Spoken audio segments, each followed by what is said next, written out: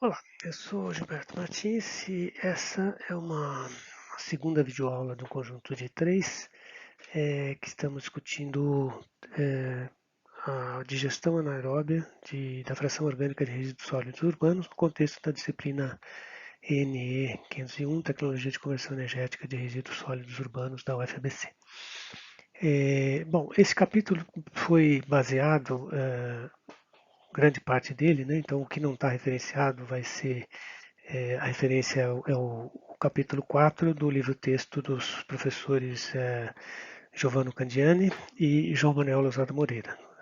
O professor Giovanni Candiani foi o primeiro doutor formado pela UFABC, pelo Programa de Energia, e o professor João Manuel Lousada Moreira é um professor do programa, então, que contribuiu no livro que ainda está não foi ainda editado, está em análise pela editora da UFABC.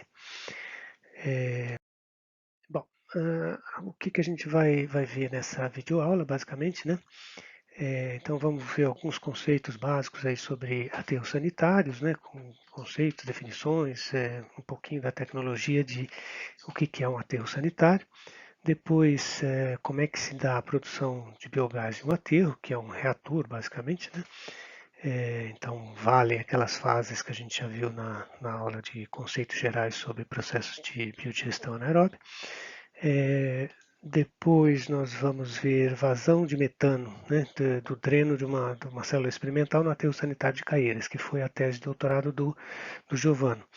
Então ele fez medições ao longo de quase 3 anos e aí tem alguns resultados que são bastante interessantes e colocados na forma desse capítulo. Né?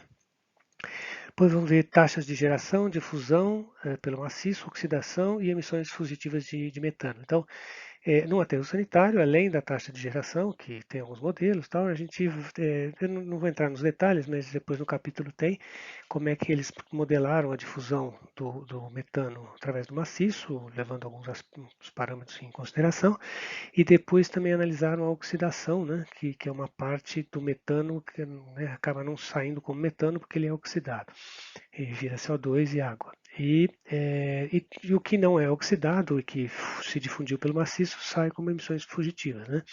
E se tiver alguma, né, além da emissão através dos drenos ou que é utilizada para aproveitamento energético. Né? Então, são essas as componentes aí do biogás, do metano produzido num aterro. Depois vamos passar rapidamente sobre modelos de previsão de geração de metano em aterro, não vou entrar nos detalhes, né, mas pelo menos as grandes linhas. Depois o capítulo apresenta de forma mais categórica cada um dos modelos e todo o equacionamento. As estimativas de geração de metano e eletricidade no aterro de Caieiras, então eu apresento o que o Giovanni e o João apresentam no capítulo e que também estava na tese dele. Depois nós vamos discutir um pouquinho usos do biogás produzido em aterro, que seria basicamente eletricidade e biometano, né, os usos que são feitos no Brasil. Existe também queima direta, poderia, enfim, tem algumas outras, mas que não estão longe da realidade brasileira, que cogeração, enfim. Depois, alguns vamos discutir dois artigos basicamente, me baseei em dois artigos de potencial de geração de eletricidade, biometano e biogás a partir do biogás de aterro no Brasil. Então usei dois artigos de referência, tem vários, mas pelo menos para dar um norte aí, tá? E depois a gente termina com algumas observações finais sobre essa tecnologia, tá? Principalmente aqui, focada aqui no Brasil, tá? Bom, vamos começar então com a definição que o Candiani e o Moreira dão nesse capítulo, né? Então, aterro sanitário é uma instalação industrial com sistemas de engenharia complexos para recebimento e classificação de resíduos, disposição nos locais definidos, conforme normas estabelecidas, processamento de lixiviados formados, conhecidos popularmente por chorume, processamento de gases formados pela biodegradação da matéria orgânica depositada por micro-organismos metanogênicos, o biogás, e exige cuidados específicos para minimizar a ocorrência de impactos ambientais. Então, é uma obra de engenharia muito bem pensada, que tem que ser impermeabilizada para ter um sistema de captação e tratamento de lixiviado, assim como um sistema de captação e tratamento dos gases formados. Tá? E acompanhamento, mesmo depois do encerramento da deposição de resíduos, você tem que acompanhar, acompanhar e monitorar esse maciço, né, durante pelo menos 50 anos, né, porque ele vai se degradando, o processo de degradação é bastante lento. Tá? Então, o aterro sanitário é uma obra que fica para as próximas gerações. Né? É, bom, é, quais as principais, como é que você monta um aterro sanitário? Né? Então, as atividades iniciais no local são realização da cava e impermeabilização do solo, realizada por meio da compactação de camadas de argila e aplicação de geomembrana, que é um produto polimérico sintético de baixíssima permeabilidade. Então, na verdade, você, né, abre uma cava, normalmente numa encosta, né, numa baixada, mas você tem, né, depois a gente vai ver algumas fotos aqui, e impermeabiliza, além de procurar uma região que já tenha baixa permeabilidade, você coloca camadas de argila e depois sobre a argila você coloca uma manta de PAD soldada de tal forma que você possa depois transitar com um caminhão em cima, enfim, e não furar ela. Né? Então, depois é colocado uma camada de argila e geomembrana, enfim, um conjunto de camadas para evitar que haja vazamento do lixiviado, percolação para o lençol freático. Né? Depois, a construção das camadas de resíduos é realizada pelo descarregamento dos caminhões, devidamente pesados, porque é aí que você paga, né? As prefeituras pagam para os aterros quando não tem aterro próprio municipal. Mas mesmo que tenha em geral a operação do sistema de coleta e transbordo é terceirizada, então eles são cobrados pela tonelagem, né, pelo peso dos caminhões que chegam. Depois tem tratores específicos que empurram e compactam os resíduos. Né? Então ele chega com um volume aparente determinado e você compacta para que ele ocupe o menor volume possível. Né?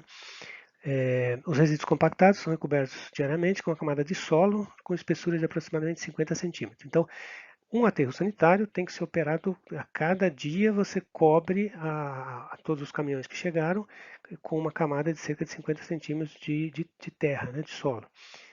E compacta isso também. Então, no dia seguinte você abre outra célula, né, traz, né, e assim por diante. Aí você vai aumentando as camadas do aterro. Tá?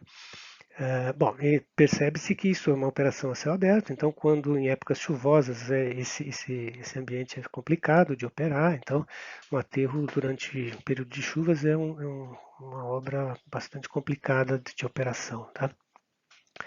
O aterro é constituído de células com altura de cerca de 5 metros, né, sendo essas sobrepostas sucessivamente, formando seções do aterro ou maciço de resíduos sólidos urbanos. Ao se completar uma seção de aterro, este recebe no seu topo uma cobertura final composta por solo e grama. Então, além dessas, né, cobertura diária, você vai fazendo, né, coberturas e tal, e até que chegar numa altura aproximadamente de 5 metros, aí você recobre isso e é uma célula. Depois podem vir outras células em cima, né? Quer dizer, aí tem uma cobertura mais espessa, né? Mas você caracteriza como sendo uma célula essa altura de 5 metros. Tá? E no final de tudo, a hora que você chega no topo, permitido, licenciado no caso de São Paulo, na CETESB, você né, aí recobre com grama e também tem que fazer, além disso, tem que construir sistemas de drenagem para águas pluviais na parte superior, né, lixiviados, isso é antes, enquanto você estava montando ele, e gases e drenos verticais e horizontais. Né. Então, o sistema de lixiviado e drenos de gases ele é feito antes de encher a célula. E o sistema de drenagem de águas pluviais é feito após cobertura de toda a célula e todo, né, o aterro concluído. Bom, aqui a gente vê um exemplo, né? Então foi feito a cava aqui, né? E aí depois você compactou o solo. Esse aqui é do aterro São João, não, é do Bandeirantes. Então aqui tem um solo argiloso com um K determinado, tal. Tem os sistemas de drenos aqui, né? Solo argiloso. Depois tem a manta, brita, enfim. E aqui tem os drenos, o sistema de drenos verticais que chega até aqui, né? E o sistema de drenos, desculpa, horizontais e o vertical que sai Se ele não tiver aproveitamento para o biogás, ele sai né, assim e ele é simplesmente queimado, né, ao ar livre, mas sem um controle rigoroso. Né? Então a eficiência de queima disso é por volta de 40, 50, 60%. Então algum metano escapa sem ser oxidado. Para ter uma queima adequada, você precisaria ter um flare calculado, né, bem dimensionado em termos de engenharia. Tá? E sensores enfim, para que a queima seja completa. E ainda assim você chega a em torno de 95% de destruição do metano. Quando você tem aproveitamento energético, então você retira isso e coloca esses cabeçotes aqui e liga eles a um sistema de captação que fica por fora do aterro e depois vai então para o sistema de beneficiamento do biogás, né, que ele é succionado por equipamentos de sucção. Então gera uma pressão negativa que é controlada, dreno a dreno, então tem um sistema de válvulas aqui para você manejar isso de forma adequada. Se você succionar muito forte, é capaz de entrar oxigênio pelo maciço e ter muito oxigênio no metano, no biogás, desculpe, o que prejudica a sua utilização depois.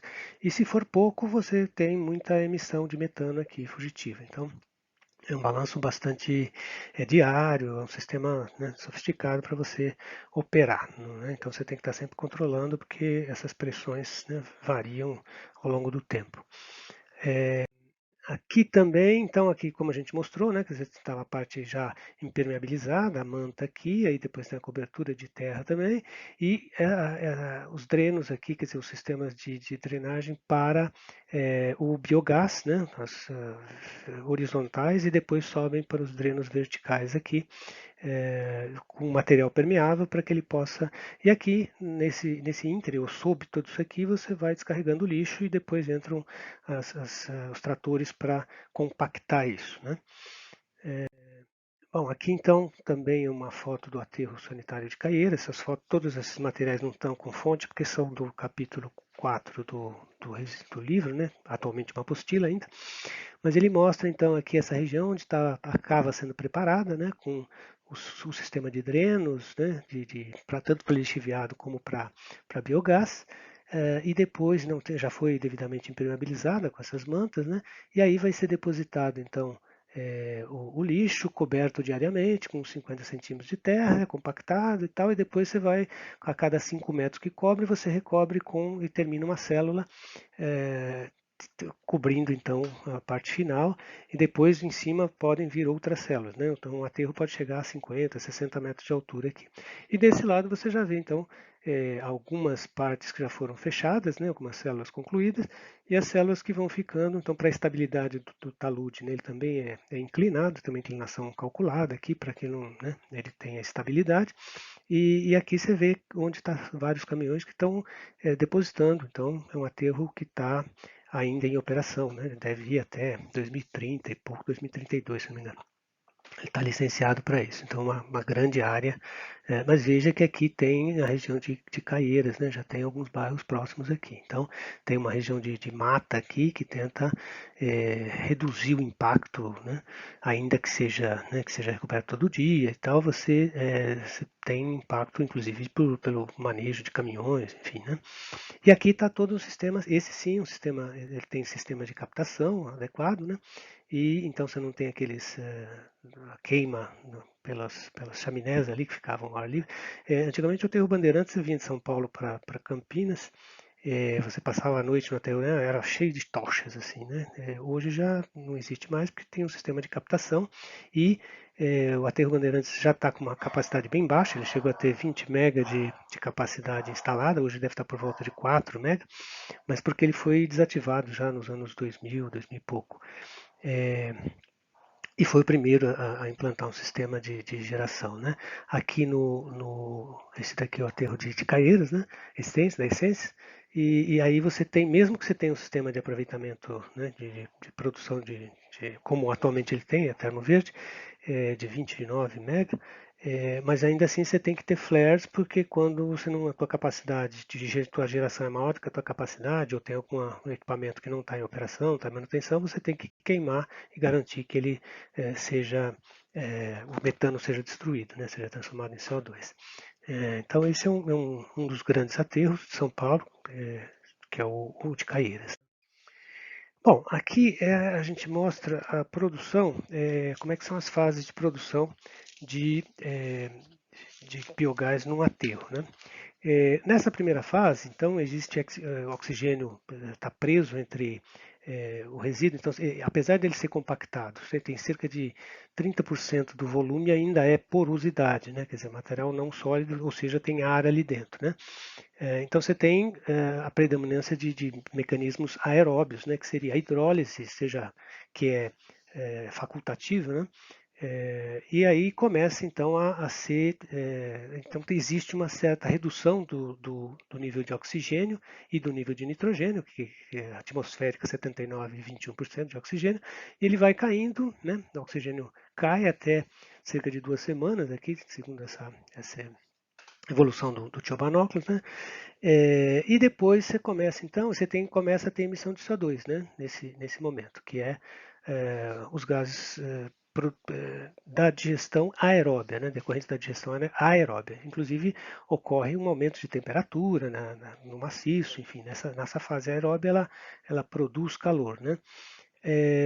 Existe também um pouco de formação de hidrogênio, né? E na fase 2, então, começa o processo de acidificação, que é a acidogênese, que a gente já viu lá também, onde você tem a geração dos ácidos, dos graxos voláteis, nos AGV, com cadeia curta de carbono, né? E então há uma acidificação do meio nesse sentido, nesse momento, né? Além de continuar a hidrólise já em processo anaeróbio, porque o oxigênio já acabou aqui, né? Bom, a partir de 2 semanas, 2 meses aqui, começa então a ter um processo de geração, já está numa fase anaeróbia e já foi a acidogênese. Então começa a ter a acetogênese e a metanogênese, em geral, deveriam estar acoplados, né, como a gente viu também, né? Então começa a decrescer um pouco a formação de CO2, que vai tender a se estabilizar só depois de cerca de 2 anos aqui, né? Aí ele estabiliza. É, e então essa é a terceira fase aqui, a fase metanogênica instável, né, que ele está vamos dizer, organizando, né, para começar a entrar em equilíbrio, né, então para a fase da cetogênese e metanogênese, e depois de um certo tempo ele estabiliza aqui.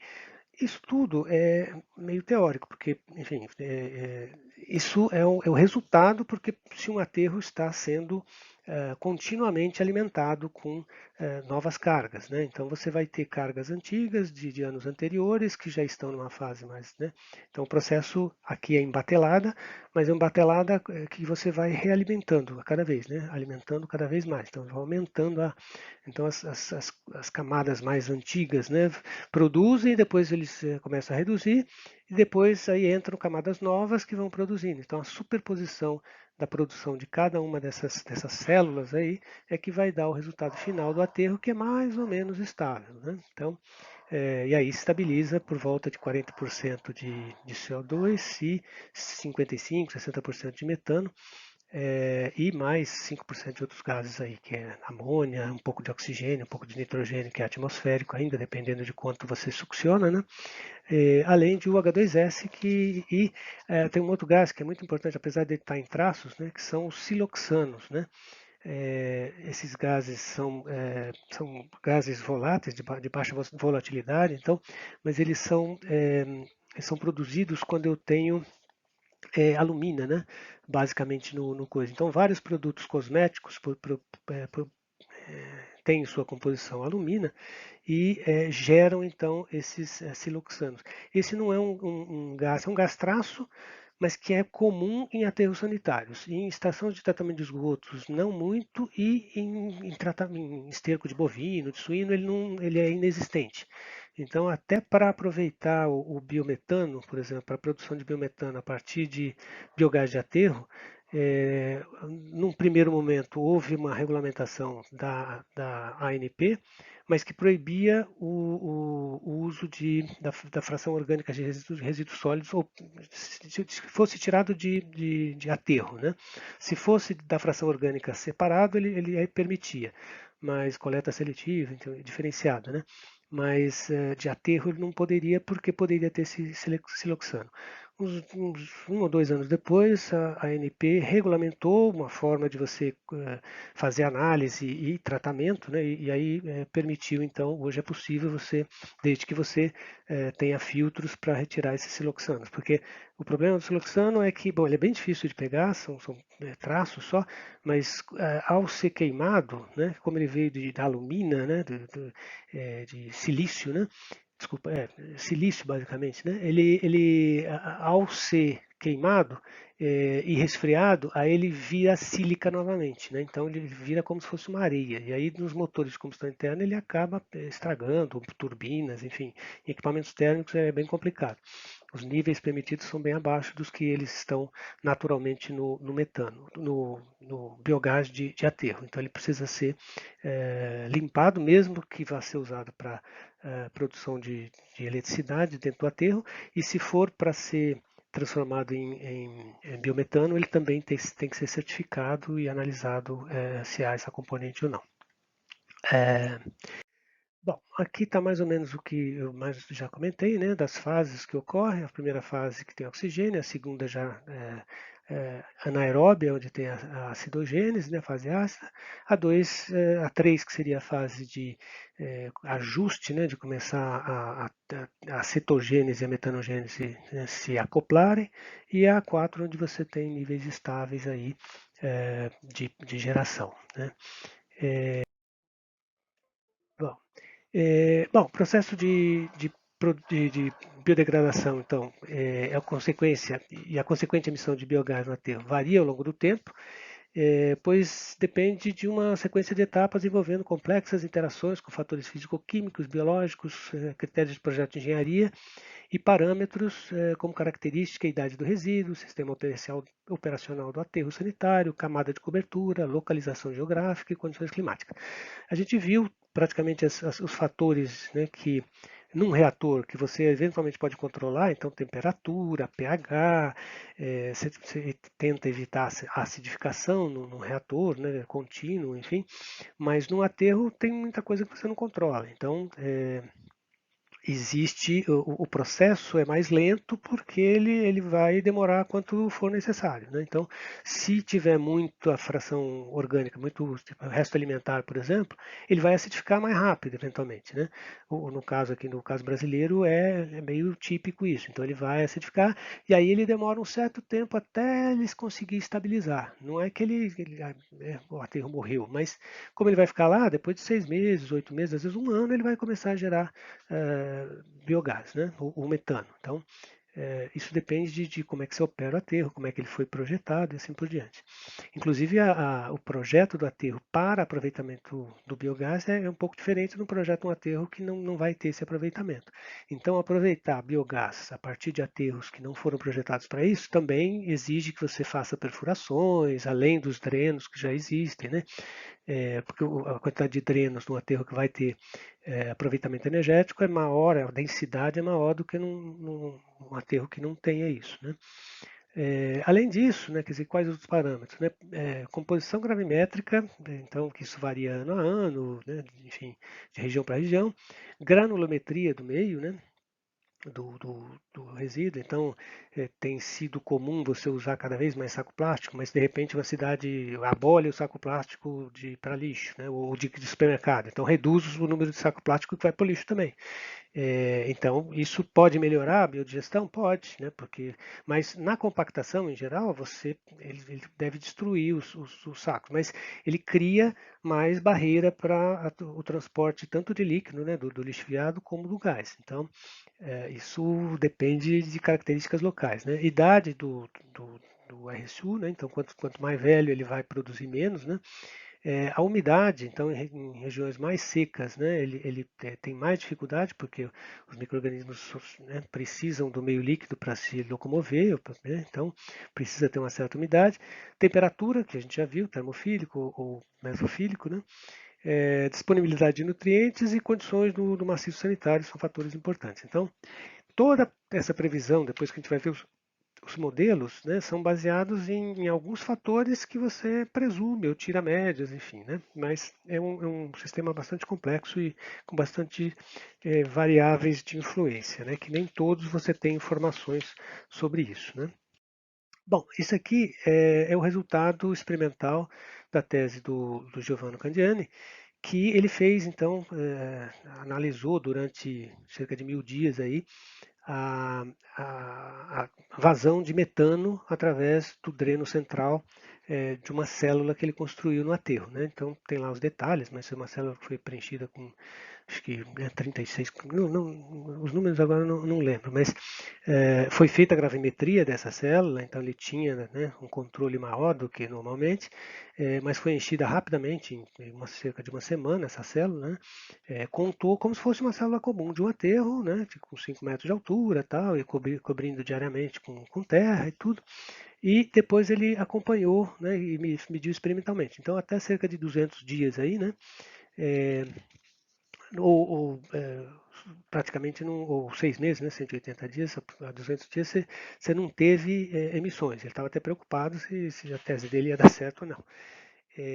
Depois inicia-se então a vazão, né, que seria, né, aqui seria uma fase aeróbia até, e a partir daqui até a primeira e segunda fase, né, da acidogênese, da hidrólise e acidogênese. Depois você tem a fase de começo de produção até sua estabilização. Então, na realidade, aqui, a partir de 300 e poucos dias, 350 dias até 550 dias aproximadamente, você tem uma geração máxima, né, mais ou menos estabilizada, né, dentro de patamares, né, de um processo não controlado, e que gera, então, é, foi a geração máxima dessa célula, né, e depois ela começa, então, a decair e vai decaindo ao longo do tempo, porque ele está analisando só uma célula, tá certo? Então, aí ele chegou no, né, produziu uma certa quantidade, onde está a máxima, né, estabilizou, mas depois de cerca de 200 dias também ela começa a decair. Então, aqui foi a produção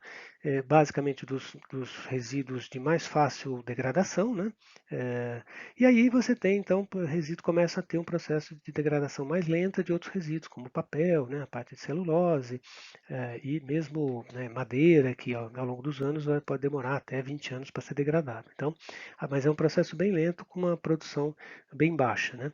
Num aterro, além dessas células, você vai tendo a superposição de outras células, então ele vai tendendo a aumentar, né? Bom, então a célula foi monitorada, portanto, há 2,7 anos, ou seja, 1000 dias aproximadamente, representando um comportamento cinético ou temporal da componente de materiais de biodegradação rápida de geração de metano num clima subtropical, que é a região ali, né, de Caieiras. Então aí tá os dados que a gente já colocou mais ou menos, né? O tempo de latência do resíduo é, portanto, aproximadamente 6 meses, quer dizer, então demora cerca de 6 meses. Nos modelos, em geral, você vai usar um ano, né? Então o que foi depositado no ano anterior vai começar a contabilizar no ano seguinte. É porque você trabalha com anos, né, nos modelos, né?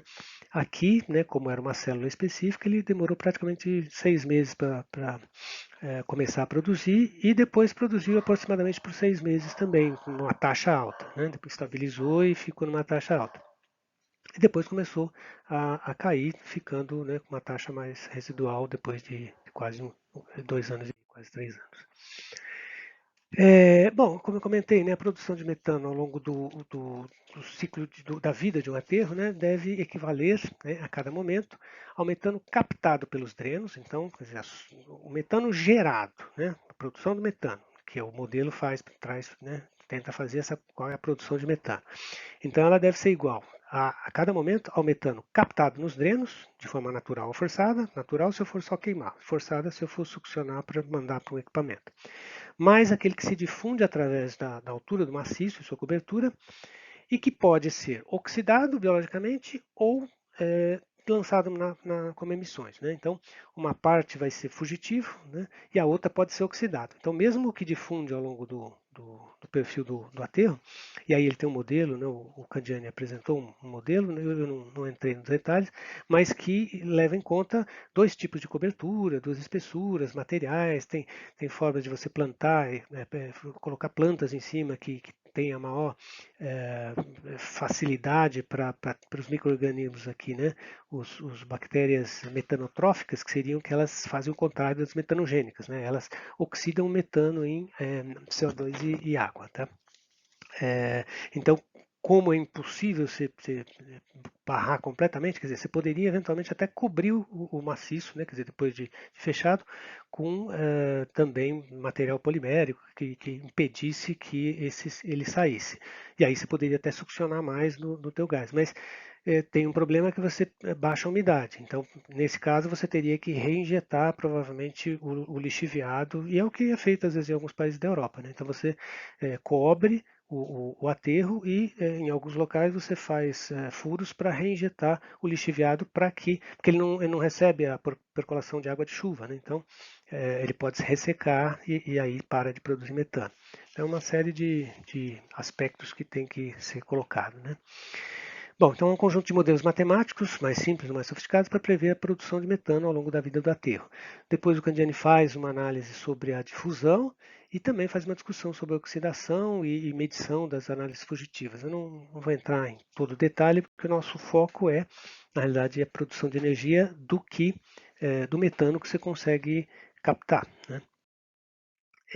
Bom, mas os modelos, né? Isso em geral você tem que, quando você quer saber, você não pode esquecer que existe emissão fugitiva. Então existe uma eficiência associada à captação, né? Sucção de metano de um aterro sanitário que está na ordem de 50% a 60%, tá?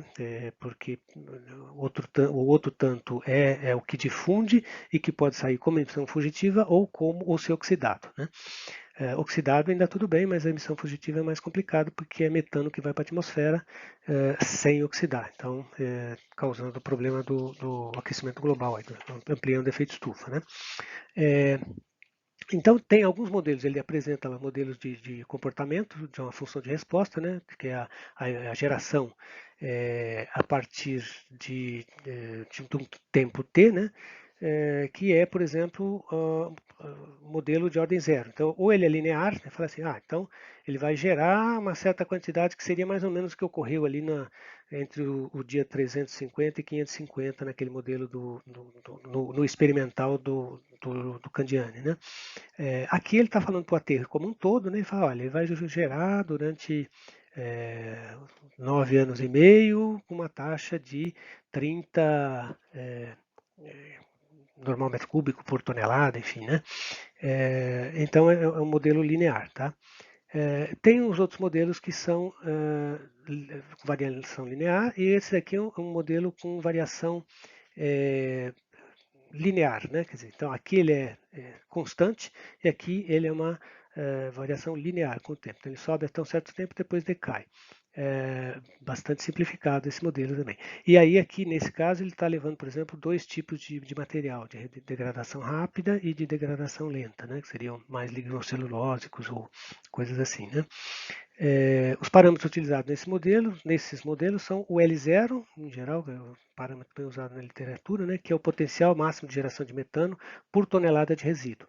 Então sei lá, 150 normal metro cúbico por tonelada, e T é o tempo a partir da disposição do resíduo. Então, na realidade, você tem que analisar para um resíduo colocado no tempo zero, como é que vai acontecer isso. Então, é aquela coisa, né? Todo resíduo colocado no ano zero vai ter ou este comportamento, pelos modelos de ordem zero, né? E depois você tem que somar, quer dizer, então, ao longo dos anos. Então, no ano zero ele não gera nada. No ano 1 ele gerou esta quantidade, a parte de fração mais de degradação rápida, e essa quantidade, a de degradação lenta. No ano 2 ele gerou isto e isto. No ano 3, isto e isso. Daquela quantidade colocada sei lá, no ano zero. Isso se soma porque no ano 1 você colocou outra quantidade de resíduo. Então, nesse ano vai ser zero, mas no ano 2 ele vai ter esse comportamento. Então, você vai tendo que somar ano a ano, desde o início do processo de aterramento naquele aterro, até o momento em que ele fecha. A partir daquele momento em que ele fecha, então para de ter entrada e aí você só tem as componentes que vão acabando sua contribuição ao longo do tempo, então começa a decair esse comportamento. Deu para entender? Então, é sempre baseado, né, não é assim, pô, tem 100 mil toneladas lá naquele aterro. Ah, tá bom. Então, como é que vai ser isso aqui? Isso é ao longo do tempo, mas você tem que contabilizar ano a ano quanto foi colocado. Então, você tem que ter a série histórica de deposição da quantidade que foi depositada e até da gravimetria, que pode ir mudando ano a ano. Então, é um processo, né, de análise relativamente. Ainda que o modelo seja simples, né, a contabilização total da quantidade de gás gerada por aquele aterro tem que levar em conta todo o tempo de vida, desde o primeiro ano que ele começou até o ano que a gente está. E depois prevendo para o futuro também. Mesmo que se feche hoje, ele vai continuar gerando durante um longo tempo, a partir desse modelo que você usou para a geração. Tá? Esses não são mais simples para fazer, eu diria, contas mais genéricas, né?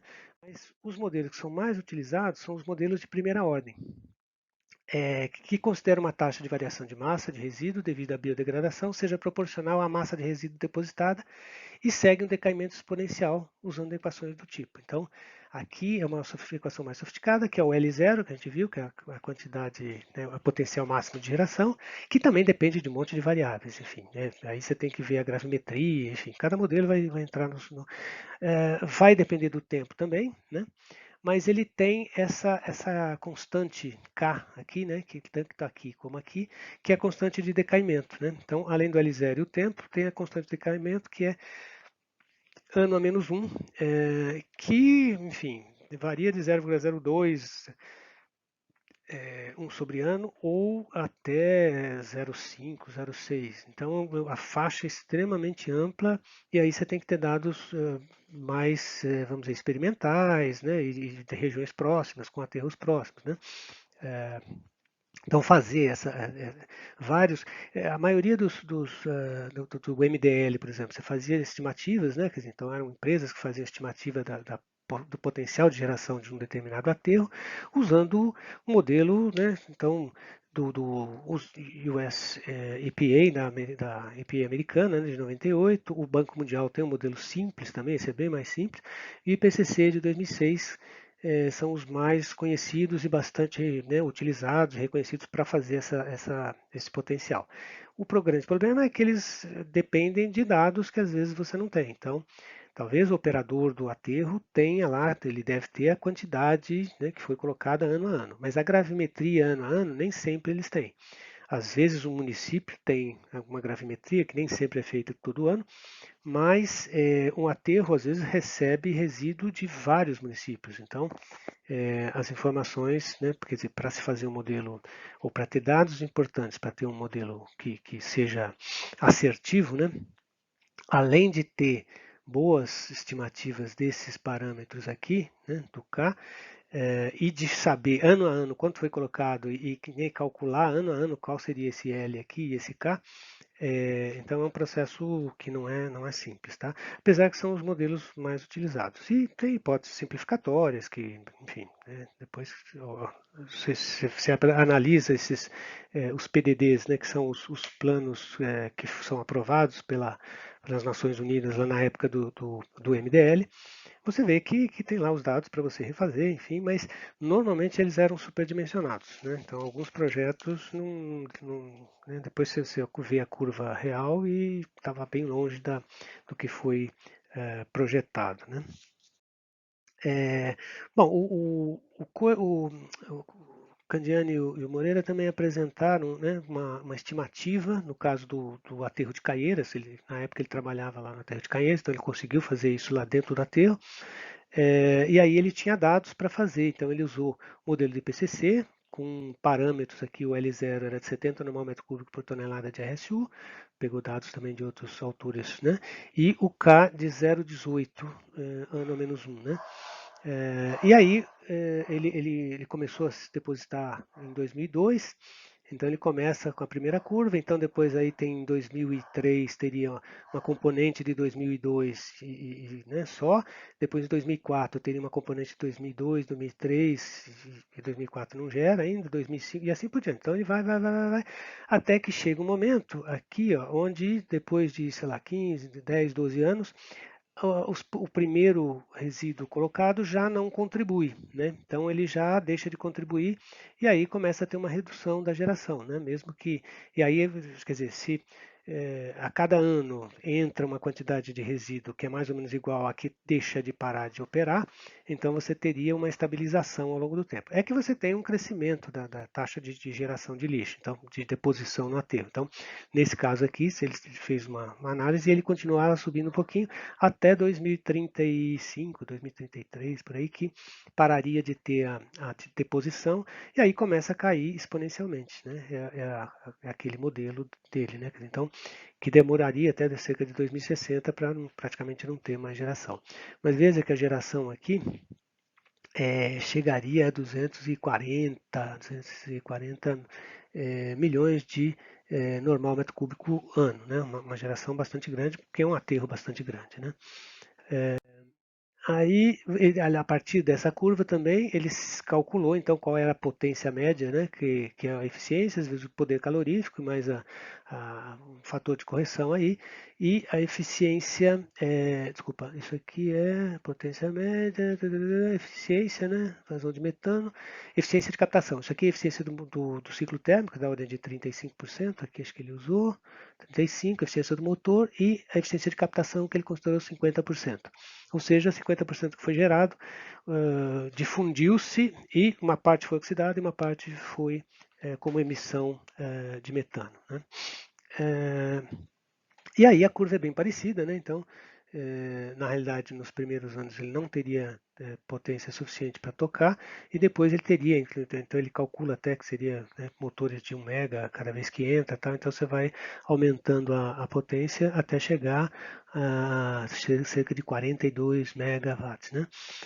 Na realidade, acho que foi instalado em 2017, se não me engano, foi 29 mega, então ele ainda estava, né, por aqui. Então ele tem capacidade instalada ainda seria menor do que, mas ela pode ser modulável, né? Então isso é uma vantagem, porque com motores de 1 mega aproximadamente, você vai, à medida que vai aumentando a produção, enquanto você vai depositando, você vai aumentando o número de motores. São modulares, né? E aí depois, a partir do momento que para de produzir, aí você vai retirando motores e transferindo para um outro aterro, enfim. Mas isso é uma característica de você desse tipo de aproveitamento, né? Basicamente se usa motor de combustão interna, né? É possível usar turbina a gás também, mas não é, o gás é muito sujo para isso. Então o mais comum é motor de combustão interna que tem uma eficiência razoável de 35%, tá? Motor estacionário operando a biogás. Tem que ter um sistema de limpeza, né? Tem que tirar inclusive os siloxanos, né? Para aumentar a vida útil, mas é um motor que dá bastante manutenção. Então tem que trocar óleo a cada, né, determinado número de horas, depois de outro determinado número de horas tem que trocar quase todo. Então você tem um conjunto de motores e sempre vai estar operando com um fator de operação de cerca de utilização de cerca de 90%. Então 10% do tempo de cada motor vai para manutenção e tal, né? Então, mas enfim, é usual desse tipo de aproveitamento energético. Bom, então uso do biogás produzido em aterro para eletricidade, né? Isso começou a partir da crise do petróleo, né? Então, meados de 1970, começou a se ter primeiros estudos e implantação, tanto na Europa como nos Estados Unidos, e a partir dos anos 90 ele começou a ser uma prática comercial, né, conhecida, não tem eh, muito segredo, né, em cima disso, né? Nos Estados Unidos, até hoje, né, a principal rota de produção de biogás e aproveitamento é coleta de biogás. Então, cerca de 90% da produção de biogás nos Estados Unidos vem de aterro. Tá? Tem dados aqui, isso está nas referências. Tá? E em março de 2020, eu estava fazendo uma análise até para um capítulo de livro que a gente estava preparando, e aí você entra nos dados da EPA, eu entrei em março de 2020, e aí você consegue baixar uma tabela com todos os projetos e todos os aterros que tem aproveitamento, que tecnologia que é, assim, mais ou menos como a tabela da ANEEL também, que tem, não é tão detalhado da ANEEL, né? Eles têm mais detalhes aqui, mas é um dado público disponível, né? Então, desses 564 projetos, que são plantas que estavam em operação, utilizando biogás de aterro, né? 17,6% usavam biogás, então isso aqui são dados que eu fiz as contas lá. 17,6% usam biogás para aquecimento, é um uso nos Estados Unidos que é razoável, aqui no Brasil a gente não tem. Inclusive para a indústria, né? Para indústrias próximas que você leva para usar para queimar em uma indústria para produzir, né? Num forno, por exemplo. 7,6 usam para cogeração, que você também tem que ter produção de vapor, né? ou de água quente para aquecimento distrital, tal, uma coisa que a gente também não tem no Brasil, não é comum. 11% para 7,6 usam para cogeração, 11 utilizam para o biometano, 11,5 para a produção de biometano e 63,3 usam biogás para gerar eletricidade. Tá? Essa produção de biometano vem aumentando, a gente vai ver mais para frente. Né? No caso o grande, né, enfoque lá nos Estados Unidos e no Brasil também, a gente vai ver produção de eletricidade a partir de biogás de aterro. Tá? A tecnologia mais comum é motor de combustão interna. Lá eles têm ainda ciclos Rankine, tem turbinas a gás, enfim, tem várias. Aqui no Brasil nós só temos motor de ciclo Otto. Né? Na Europa, esse tipo de biogás de uso foi popular na Alemanha, Reino Unido, na Inglaterra, né, em geral, na Dinamarca também, né, mas com restrições, a partir de 98, 99, a União Europeia restringiu, criou, né, um calendário para não permitir para que todos os países regulamentassem, né, mas que reduzisse a deposição em aterro sanitário de material putrescível, né, biodegradável, ou seja, matéria orgânica. Né? Então, vários países já tinham até se adiantado, Alemanha e Dinamarca também já tinha proibido isso antes dessa lei. E então, ao longo do tempo, você começa a ter uma redução de material putrescível e, portanto, não vai gerar mais biogás os aterros de lá. Né? E você, tem um timing para isso, mas né, passou a não ser uma. E aí eles transferiram, na realidade, a produção da fração orgânica. Vários países europeus produzem biogás e biometano, ou eletricidade em cogeração, a partir da fração orgânica, mas não de aterro sanitário, mas sim de biodigestores para a fração orgânica de resíduos sólidos, que a gente vai ver no próximo vídeo depois.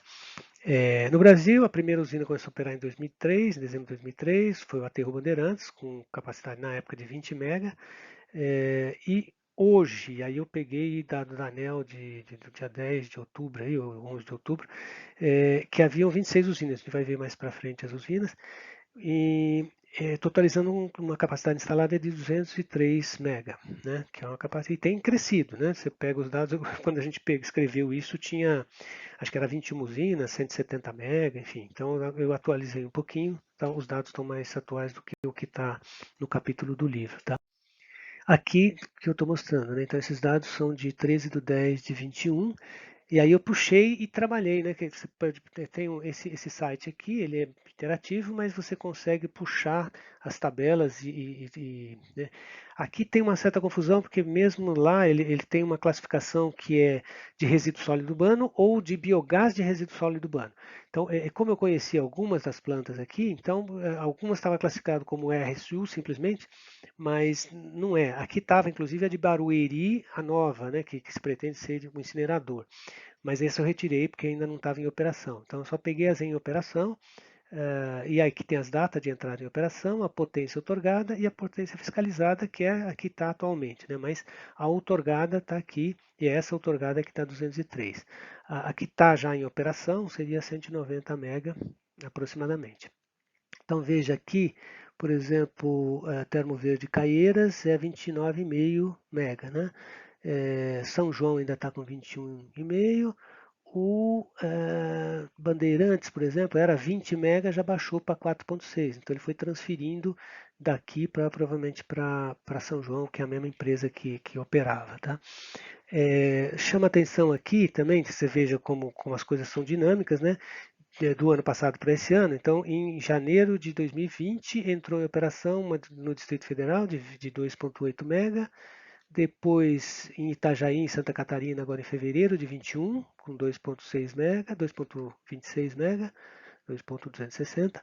E uma terceira em Pedreira, em São Paulo, com 3,1 mega também. Então, isso aqui é agora em março, né, de 2021. Então, é um processo que no Brasil, assim, mesmo sem grandes incentivos, ele tem sido, vamos dizer, bastante, começou a exploração, né, passa a ser viável, principalmente o preço da energia elétrica que está atualmente. Grande parte desses aterros vendem no mercado spot, tá? Então, o valor tá bom para eles, né? Acho que um ou dois aterros só, até tem algum. Acho que no capítulo 10 tem algumas coisas sobre isso. Acho que uns dois ou três aterros tem uma parte que foi vendida em leilão e tal, que dá uma certa garantia, né? Porque o mercado spot às vezes não, nem sempre você tem, né? Mas a grande maioria opera no mercado spot. É, bom, uso do biogás produzido em aterros, né? Outra possibilidade é biometano. Então, talvez mesmo nos Estados Unidos, né, dentre aqueles 580 plantas em operação, uma das mais antigas, que foi de 1982, é um aterro de Nova York, que fica em Staten Island, que operou entre 1948 e 1996. Em 96 ele fechou. É um dos maiores aterros do mundo, né? 135 milhões de toneladas de RSU estão enterrados lá. Inclusive, na época em 2011, né, quando teve os atentados lá, é, 2011? Não, 2000 e... bom, 11 de setembro lá. Ele foi reaberto para colocar os resíduos, né, que tiraram das torres gêmeas, né, e depois fechou de novo. Mas foi lá que foi colocado, por ser uma região mais próxima, né? E lá tem uma planta desde, na verdade, 82, né? Começou a operar e a capacidade de processamento é de 3.500 normal metro cúbico por hora de gás, que é uma quantidade razoável. Já tem previsão, você entra agora eu não botei o site aqui, mas eu entrei no site, existe uma previsão já de parar, porque, né, vai caindo, assim como o Bandeirantes também vai caindo ao longo do tempo, a partir do momento que você fecha, né, parou em 96, então já está reduzindo a produção. E mesmo tendo colocado as coisas lá das torres gêmeas, aquilo não gera biogás, né, porque é inerte, né? Então, apesar de ser, né, então é antigo, não é uma tecnologia nova, enfim, mas não era explorado. A grande parte dos aterros, da produção do biogás de aterro, ia para a geração de eletricidade, né? Já analisando os dados dessa mesma planilha, né, que baixei, desde 2018, teve 26 novos projetos e 20 deles eram para purificação de biometano. Então você muda o enfoque dos mais antigos em relação aos mais atuais. Ainda vai demorar um tempo para chegar a um nível razoável. A gente viu que acho que era 11%, que era só fazer biometano, mas esse número deve se alterar drasticamente. Tá? No Brasil, há 3 aterros que já possuem biometano, já produzem, né, biometano, e 2 deles já são credenciados no RenovaBio para emissão de CBIOS. Então, o RenovaBio é um mecanismo, o primeiro mecanismo aqui no Brasil para incentivar biocombustíveis, né? E o biometano é possível, tá? Então, e a nota do biometano a partir de biogás, desculpa, biogás de aterro sanitário, é muito alta, é a mais alta possível porque ele não considera toda a rota anterior, porque ele faz uma análise de ciclo de vida, né? Então no setor açúcar e álcool ele considera o que vem antes, tal, mesmo que usar como é que chama o biometano, a vinhaça, né, para produzir o biometano, mas para produzir a vinhaça você plantou cana, tem todas umas emissões que são acumulativas, né? Então foi pela análise de ciclo de vida. E no caso do biogás de aterro, ele não considera isso, porque é um resíduo, né? O que está um pouco errado, né? Depois a gente precisa até discutir, isso é um tema que a gente está orientado a estar estudando um pouquinho, porque se eu fosse separar e transportar e produzir esse biogás numa usina de tratamento, um bioreator, né? Provavelmente eu seria penalizado em relação ao aterro sanitário, onde você pode trazer o aterro, né, o lixo lá de 100 quilômetros, eventualmente, para ser coisa. Então, é uma coisa a ser avaliada. Mas atualmente é esse o status. Né? Acho que aqui estão os aterros que produzem, né? Então é São Pedro da Aldeia, no Rio de Janeiro, na região dos lagos. Né? Ele já faz isso desde 2013, por aí, ele é um dos mais antigos a operar. A capacidade é pequena, né? Então o depósito é entre 600 mil e 1.000 toneladas por dia, então não é um aterro tão grande. A produção atual é de 14,4 normal metro cúbico por dia, que é razoável, assim, e a capacidade instalada é para 16 mil normal metro cúbico por dia. É usado tanto com cilindros, então comprime e fornece para as empresas próximas, assim como para gasoduto, né? Também pode colocar em gasoduto. O de Fortaleza é um grande, tá? Nesse aterro de Fortaleza você tem tanto geração de energia elétrica como a produção de biometano.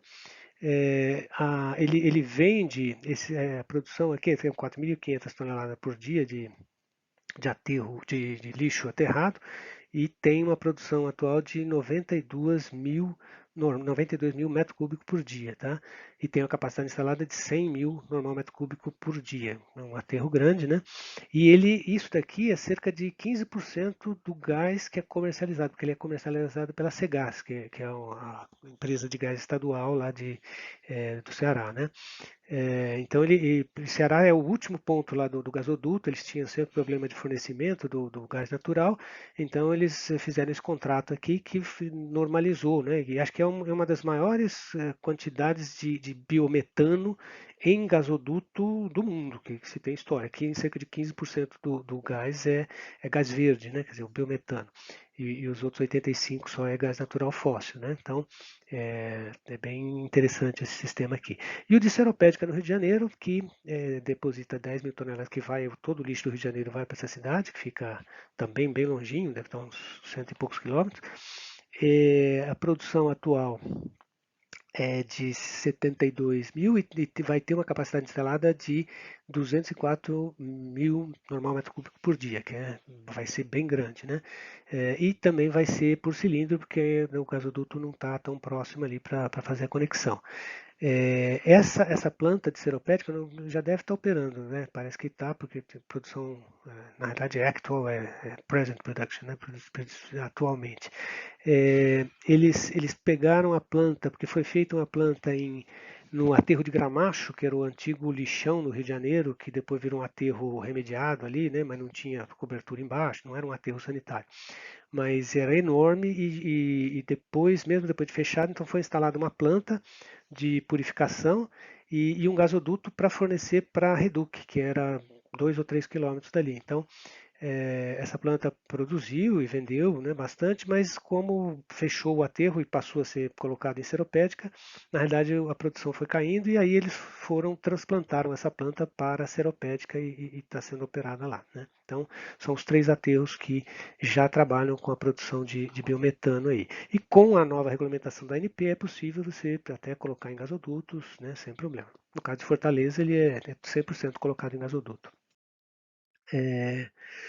Bom, esse potencial de geração de eletricidade e biogás de aterro no Brasil. Tem vários trabalhos, né, fazendo isso. Então tem um grupo em Itajubá, está aqui no Brasil, que né, fez várias modelagens, enfim.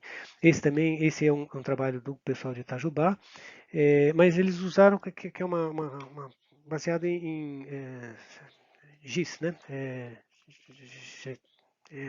esqueci como chama isso aí, mas Sistema de Informação Georreferenciado, né, SIG, que a gente chama, considerando 2 cenários, né? Então, aterros atualmente em operação até o final de sua vida útil prevista e aterros territoriais hipotéticos consistindo em consórcios intermunicipais para estimar a produção de potencial de gás, de biogás e a correspondente geração de eletricidade. Então, um dos cenários eles previram, né, quer dizer, que seria usando o modelo de primeira ordem, que eu acho que é o do IPCC também, 2006, eles fazem então uma análise, né, dos atuais aterros que existem no Brasil. A gente fez um trabalho parecido, mas com os aterros só do estado de São Paulo, né? Eles fizeram do Brasil e analisando então como é que seria a curva de geração, né, de produção, só considerando a situação atual, os aterros existentes e a sua capacidade até acabar, né? Não previram o que ia substituir esses aterros. Então, talvez outras tecnologias para os anos da frente. E um segundo que seria prevendo que houvessem consórcios intermunicipais onde você construiria, então juntaria várias cidades e ali faria uma planta, um aterro, e aí faria o aproveitamento elétrico com diferentes potências, enfim, porque a partir de uma certa potência que passa a ser viável economicamente, né? Então aqui estão só os resultados dos dois cenários, né? Mas a gente vê que por volta de 2020, esse cenário aqui seria o cenário 1 de aproveitamento energético, né, das potências geradas, no caso dos aterros como estão hoje, né? Quer dizer, simplesmente acabando, então ó, você vê que estão próximo do final e aí começa a decair, né? Então seria o máximo em 2025 por aí e da ordem de 600 mega, a capacidade, né, o potencial e econômico ainda, né? Então a gente hoje está com 200 mega, né? Tá? Então a gente ainda está bem abaixo aqui do potencial, né? Quase que um terço do potencial. E se usasse, então, tivesse os arranjos territoriais, né, os consórcios, né, você teria uma capacidade muito maior, né, sei lá, atualmente da ordem de 1 giga, né, de geração. E nós estamos nos 200 ainda, tá? Então, existe um potencial bem grande, né, ainda não explorado, apesar de estar aumentando, né, a taxa de exploração, ou seja, estão implantando cada vez mais plantas de geração de eletricidade em aterros, né?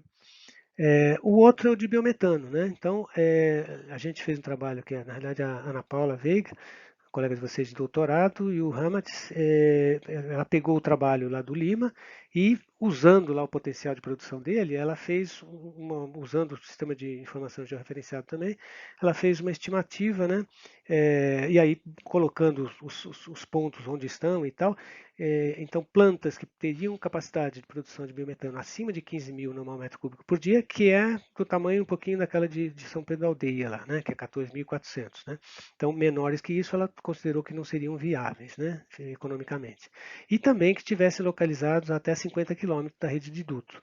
Então, primeiramente, ela não analisou isso, né, quer dizer, não fez essa restrição, ou deixou também aberto, né, só essa restrição, para ver, porque às vezes se você está muito longe do gasoduto, também é interessante você produzir, porque você pode, né, colocar em cilindros, né, engarrafar e atender um mercado que antes não era atendido, né, local. Né, então, em algumas regiões isso é possível, né? Onde você não tem gasoduto, você pode estimular a economia local, desde que eu tenha uma capacidade, né, razoável, por exemplo, acima de 15 mil normal metro cúbico por dia, pode ser economicamente viável, né?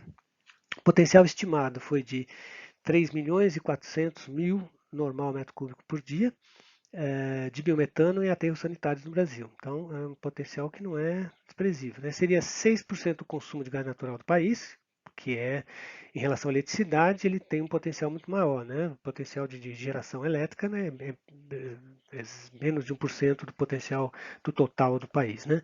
E quase 32 vezes maior do que a produção atual de biometano, usando todos os substratos, né? Hoje temos outras plantas que produzem biometano, mas a partir de outras coisas que não a fração orgânica de resíduos sólidos, né? Aqui está o mapa mais ou menos que ela fez, então estão os gasodutos, né? E as plantas onde teriam, nesses pontinhos vermelhos, onde teria viabilidade, né?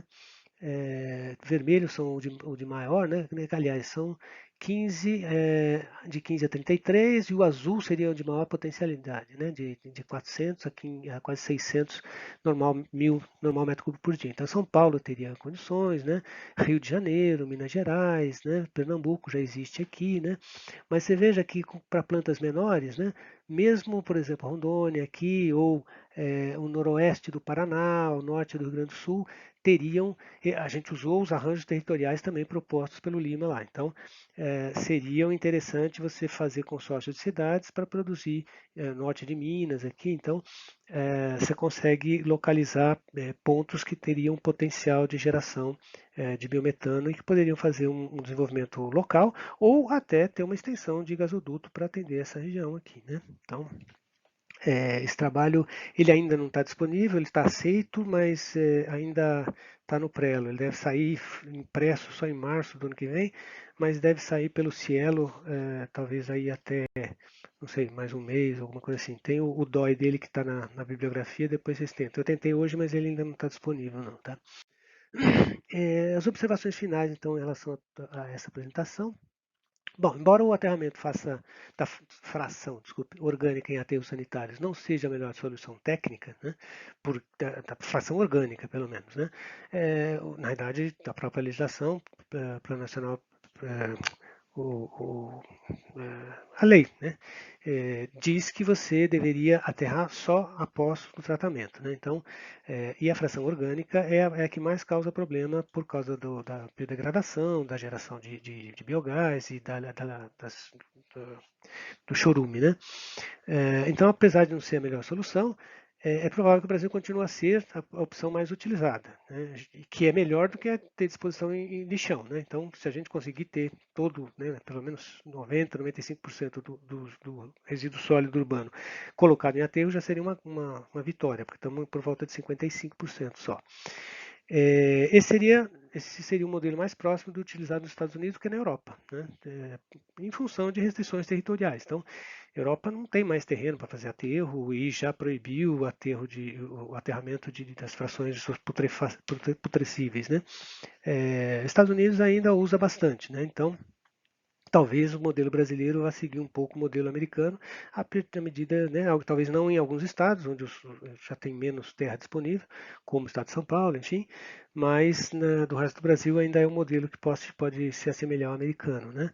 Mesmo aterrando a fração orgânica, são necessários esforços no sentido de reduzir as emissões fugitivas, né? Seja reduzindo a permeabilidade da cobertura, seja aumentando a oxidação do metano nessa última camada. Né? Então, eu não entrei em dados aqui, mas se vocês olharem lá no capítulo, vocês vão ver que né, quer dizer, como é impossível você barrar ela, se você pelo menos oxidar grande parte dela, né, você reduz a emissão fugitiva e, portanto, poderia então captar mais, né, então aumentar a eficiência de captação do metano em aterro, que não é alta, isso é um dos problemas. Né.